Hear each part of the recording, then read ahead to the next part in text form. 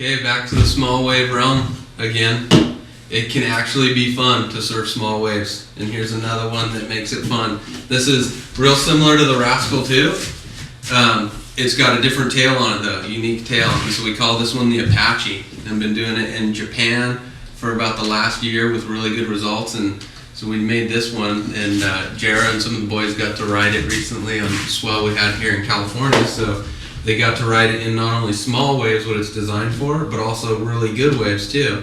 And found that the envelope for this thing is anywhere from like ankle to double overhead, triple overhead. Like you could do step offs with this thing, and the ripping, especially the channels, it makes it just hold in so much extra. When I first saw it, I was like, I need to ride that. And then I actually got to this board. Tommy rode it first. Tommy O'Brien, I think Ryan Briggs rode it.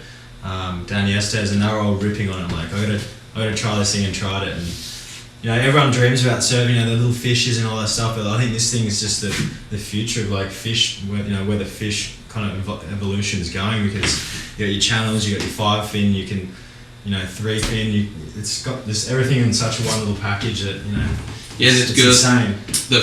It generates tons of speed when it's small. But where a lot of the fishier boards and small wave boards, once it gets halfway decent, they're slipping all over the place. Yeah, you got that. As soon as you get to the one arc point and doing your turn, it releases. Or, you're sliding out. This just holds the speed, And the channels just speak for themselves. It works so good. And these are the curved channels again, like it's same as in the Rascal 2 design.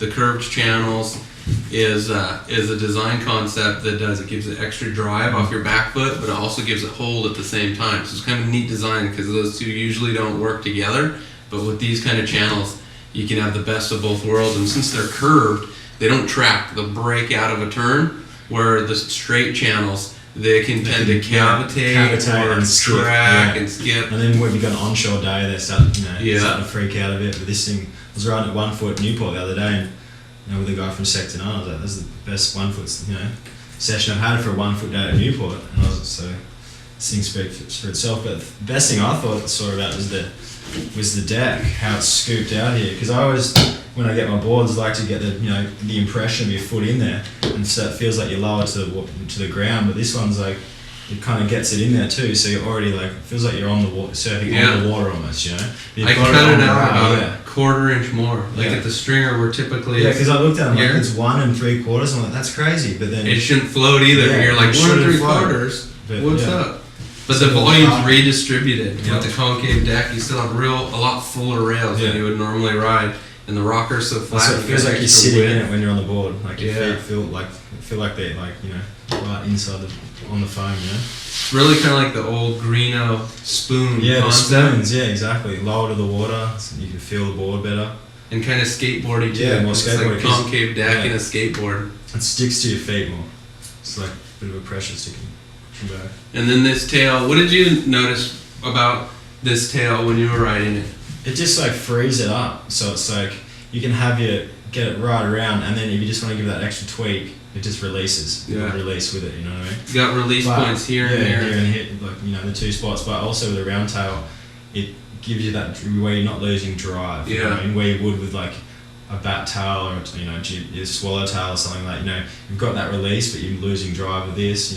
It holds in throughout your turns. But if you want to give that little tweak, you turn onto these little guys here, and you can pop your fins. You can do the little reverse. That looks kind of like the silhouette of Batman's head. Yeah, it is. They call it the Apache Batman. So the 5-fin setup is rad too, because it's like having 2 boards in one. Yeah, because if it's real junky, and it's 1 foot and just foam, you quad in, and then that frees it up even more, and then it's just. I haven't surfed as a quad yet, so I'm dying to give that a go, but it's it's just.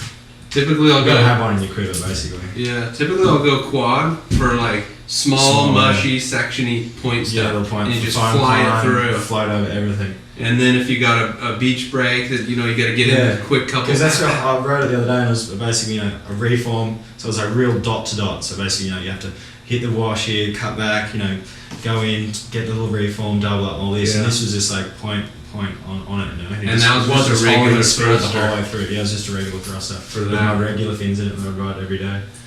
That's perfect. Sweet. So that's the. Super soaked cycling this board. This thing's insane. This is the Apache, brand new board model. Brand new, straight out of the mad scientist. And carbon's a good addition too. If you're like Jarrah and you're stamping on your tails and you always crush your rails in back here, put some carbon on there to keep your FCS plugs from popping through, and it'll also save this area from blowing When you out. have the channels too, so they don't crack through here. Yeah.